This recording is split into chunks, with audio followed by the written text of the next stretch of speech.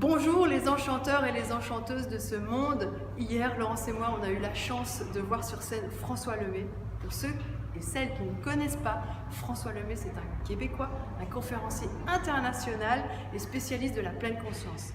C'était un moment inspirant, un moment magique, dans la bonne humeur, la joie, c'était vraiment très chouette. Et j'ai la chance, dans quelques minutes, de passer 15 minutes justement avec lui pour qu'il nous partage tous ses enseignements, ou une partie de ses enseignements en tout cas. Alors, suivez-moi. Un très grand merci, vraiment du fond du cœur. Ça me fait plaisir. Déposer là, avec nous, pour partager tout ça. Ça me fait plaisir, Voilà. vraiment. Ouais. Et toi, tu as un sourire de dingue, un sourire énorme. Tu as une énergie vitaminée, comme ça. Génial, Et tu as aussi une capacité à vulgariser les grands, tout ce qui est développement personnel, tu vois, les grands concepts. Ouais. Tu fais ça avec humour, joie et dans la bonne humeur. Et ça, c'est vraiment super. Merci, génial, merci. On a même un public. Mais oui, on a un public. Je vais donner le micro pour être sûr. Ouais, on a un public. Merci. Alors, on a un point commun. Ouais. C'est le burn-out. Ah oui, Voilà, bravo. c'est sympa, hein? Ouais, Comme génial. c'est un super point commun, ça. Et donc, peut-être probablement comme certaines personnes qui nous regardent aujourd'hui. Probablement, ouais. Probablement. Et du coup, moi, pendant mon burn-out, enfin après mon burn-out, j'ai eu des prises de conscience de fou. Et donc, justement, je voulais avoir ton avis par rapport à la prise de conscience sur ton corps. Qu'est-ce que le burn-out a éveillé sur le fonctionnement de ton corps à toi? En fait, moi, ça m'a éveillé que notre corps nous parle à chaque instant. Hein. Ouais. Donc, à chaque instant, moi, je parle beaucoup des étoiles dans les yeux maintenant, puis le sentiment d'ouverture. Mais l'opposé, c'est que je perds mes étoiles, je commence à être lourd. Et tu sais, quand on a l'impression d'avoir un filtre dans le visage un petit peu qui est lourd, donc pour moi, c'est un signe que je suis pas à la bonne place dans ma vie. C'est quelque chose qui fonctionne, qui va pas bien. Ouais. Tu vois, mon énergie est pas bonne parce que je me suis étourdi, je me suis pas écouté avant. Mais aujourd'hui, j'écoute mon corps. Ouais. Et tu fais comment pour l'écouter? Je m'observe, c'est ce que j'enseigne en fait, c'est le sens de tout ce que j'enseigne, la pleine conscience. Donc je m'observe constamment comment ma machine réagit. Ouais. Avant de m'emmener un mal de dos, un mal de coude, un mal de poignet, notre corps nous parle. Ouais. Hein, il nous dit, oh, il y a quelque chose qui ne fonctionne pas là, tu vois.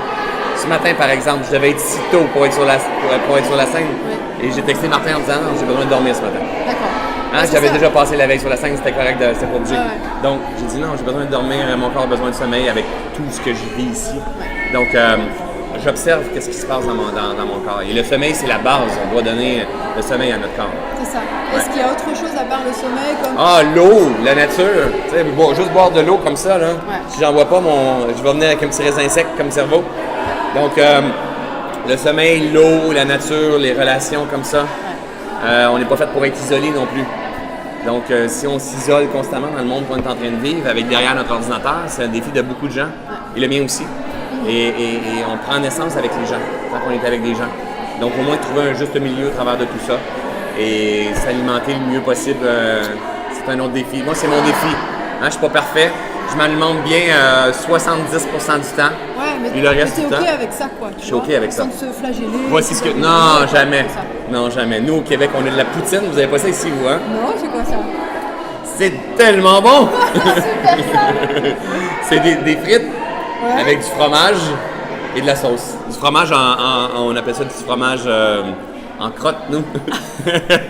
C'est tellement bon. Bref, c'est mon péché à moi. Ah ouais. Donc, à nous, en Belgique, on a les frites dans du pain. ah ouais? Avec de la mayonnaise au-dessus. C'est vrai? Ouais, ah, mais tu vois, ça se ressemble peut-être un petit peu. Ça s'appelle une mitraillette. Une mitraillette? J'ai jamais goûté à ça, je vais goûter quand je vais y aller. Génial. C'est clair.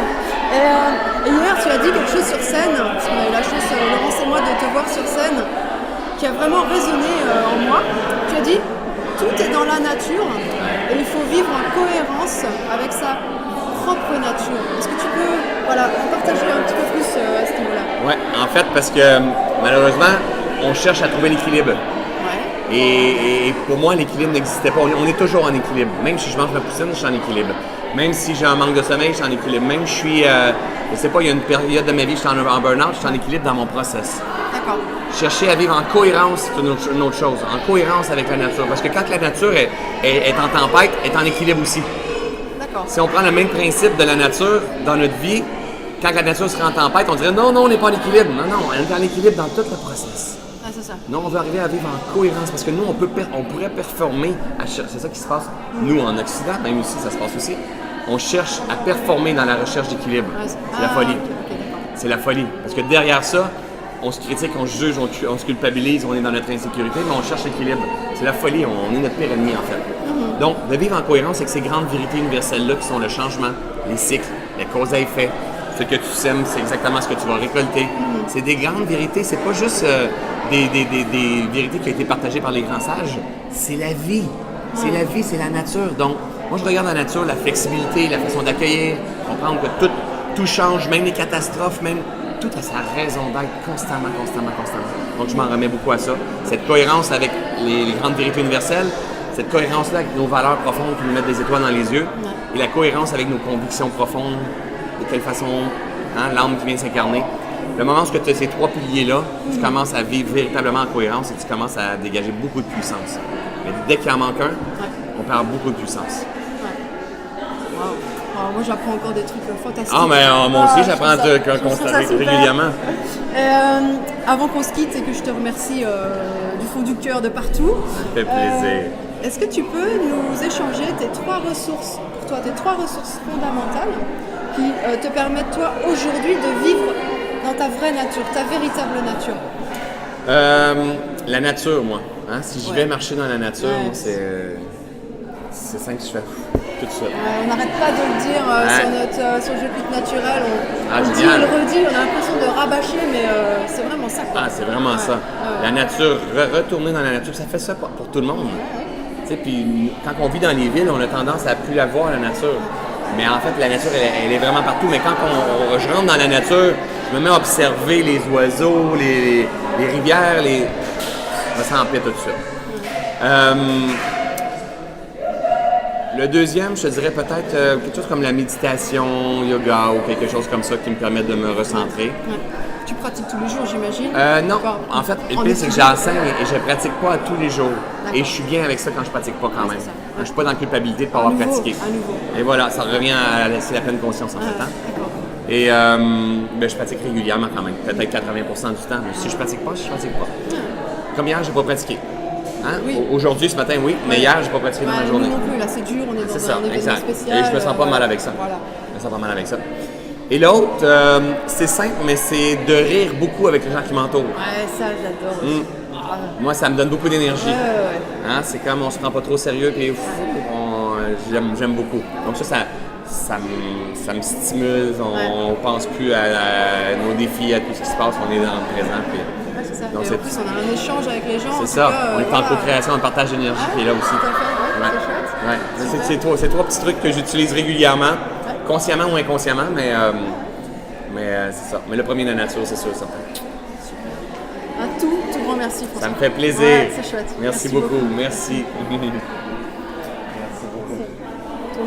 J'espère que vous aussi, vous avez passé un moment magique en compagnie de François, parce que moi, franchement, j'ai ressenti son énergie, une énergie de fou.